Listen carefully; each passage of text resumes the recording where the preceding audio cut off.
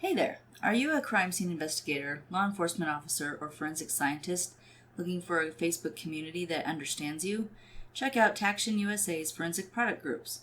You'll find blogs, articles, information, and community.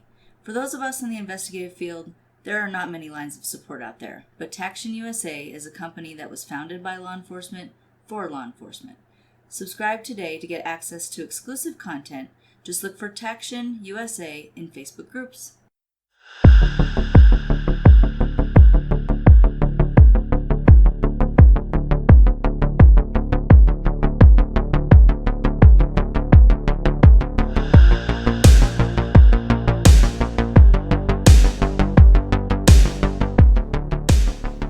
Hello everyone and welcome again to the number one show recorded in this house. This is Crossing the Tape with your hosts, Brendan And Hillary. And we welcome you to part one of a bit of an international romp. It's a bit different than most of our episodes, but I think you'll find it entertaining. Yes, it's less crime-centric, but more criminal-centric, if you will. Yeah. It's a story around a bunch of people who are allegedly crooks. Yes. So, we do ask that you sign the crime scene log and listen in. As many people know, before it was a country, the continent of Australia was used as a prison colony. Naturally, where there are prisons, there are prison escapes. And the convict establishment in Fremantle, Western Australia, was no different. In fact, it became the site of possibly the most ambitious prison escape in history. While we don't condone aiding prisoners in escaping confinement, we also don't condone imprisoning people for their beliefs. This is the story of Americans rescuing Irishmen from a British prison in Australia, also known as the Catalpa Rescue. Told you, it's international. Yep. Starting in 1788, the British decided to kill two birds with one stone.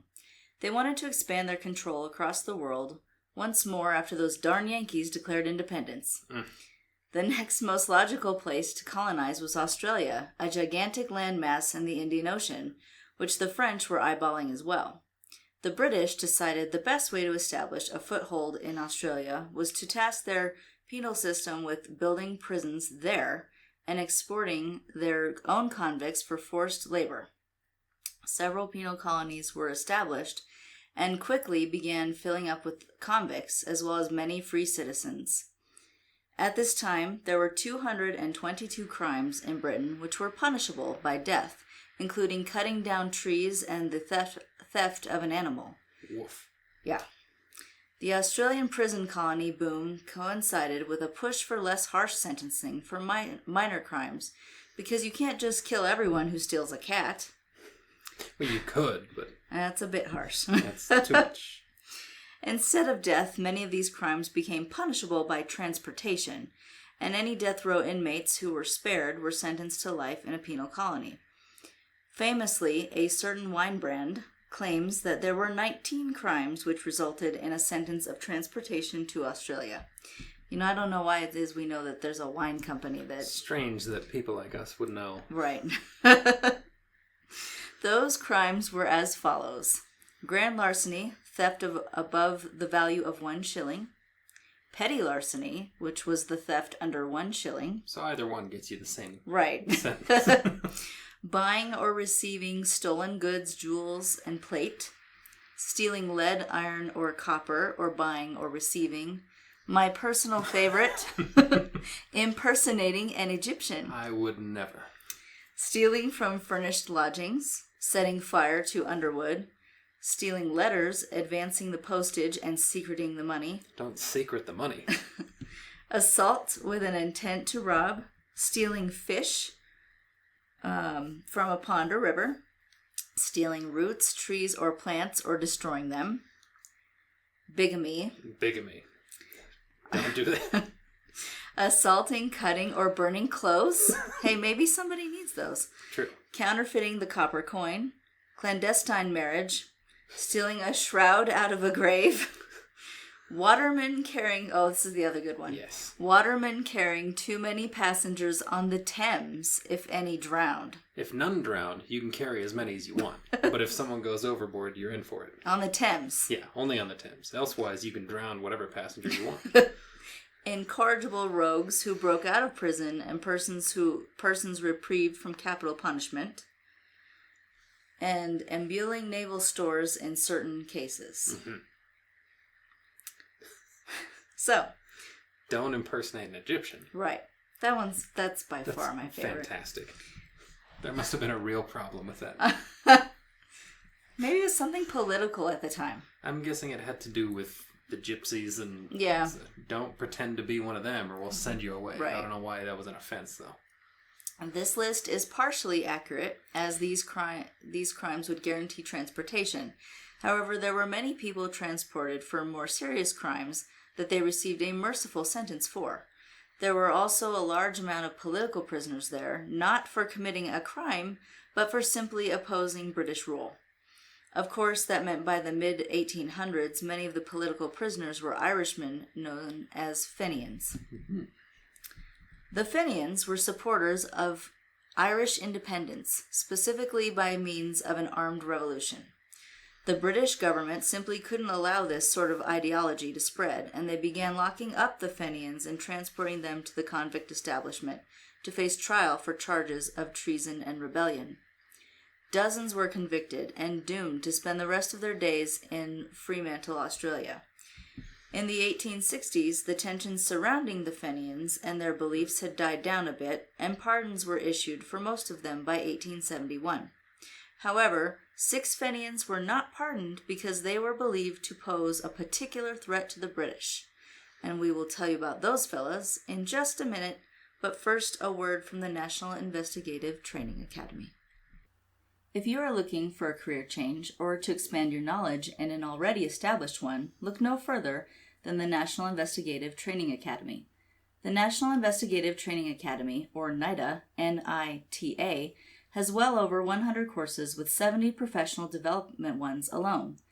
NITA is constantly adding to their course catalog, and courses are focused on private investigation and security fields.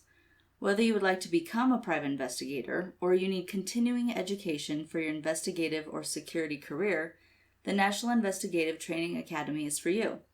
All courses offered are 100% online and do at your own pace. Once completed, you will receive a certificate in that course. Sign up today at investigativeacademy.com. Make sure when you sign up for your courses, you mention we sent you there. We encourage you to get the best investigative and security training possible today. When you sign up, mention our brand ambassador code, BA2367. That's BA2367, and you can find those courses at investigativeacademy.com. Look for links in our show notes as well. These 6 men we mentioned before were James Wilson, Martin Hogan, Robert Cranston, Thomas Durrag, Michael Harrington, and Thomas Hassett. I believe that's Durrag. Well, as the Irish say. Well, something like that. It may be Durrag. I'm not sure. I'm only partially Irish. Me too.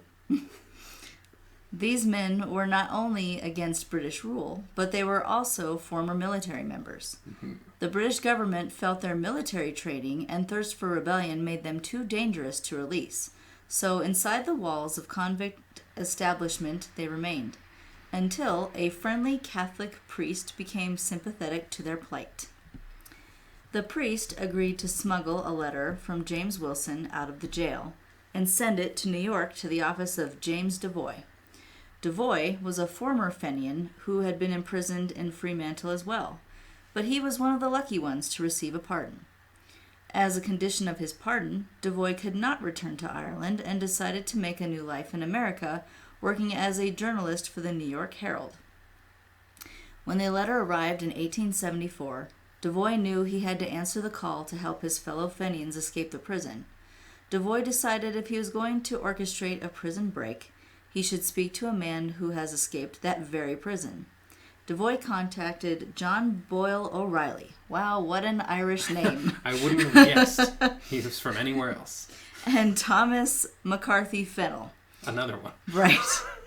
Fennel was also a pardoned Fenian living in New York, and O'Reilly was an escapee who was also aided by a Catholic priest in 1869. Not sure if it was the same priest. I was going to ask you. I couldn't find if it was the same fella, but I'm guessing maybe. Probably.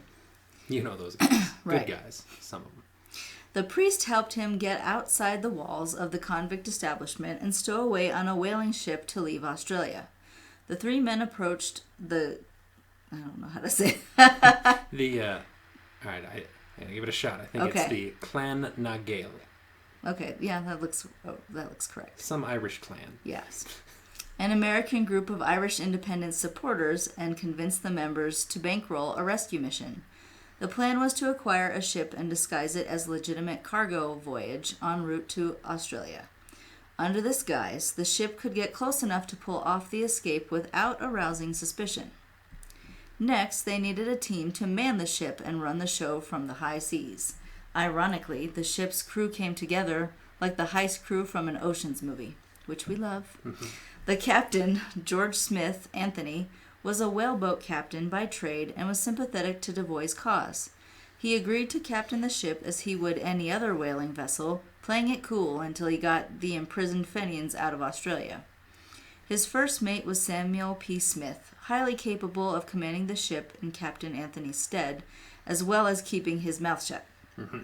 Also on board was Dennis Duggan, who on paper, probably Dugan, yeah, on paper, back then, let's say folks, Irish. This is probably, Mr. Dugan. Yeah, who on paper was a carpenter, but in reality was a Fenian conspirator, ensuring his group's interests were met.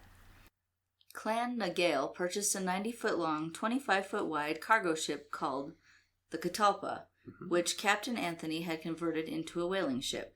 He staffed the crew with his tight-lipped first mate, Phony Carpenter, and 21 other men who had no idea they were in for anything other than a legitimate whaling voyage. A little rude. I know.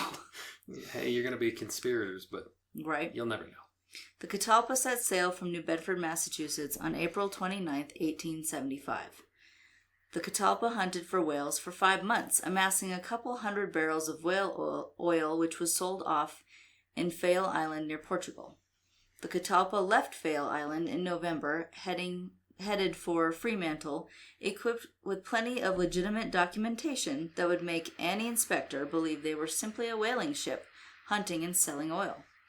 The Catalpa dropped anchor off the coast of Australia on March 28, 1876, and Captain Anthony headed for the shore for a secret meeting with a man who could only be described as a real-life James Bond.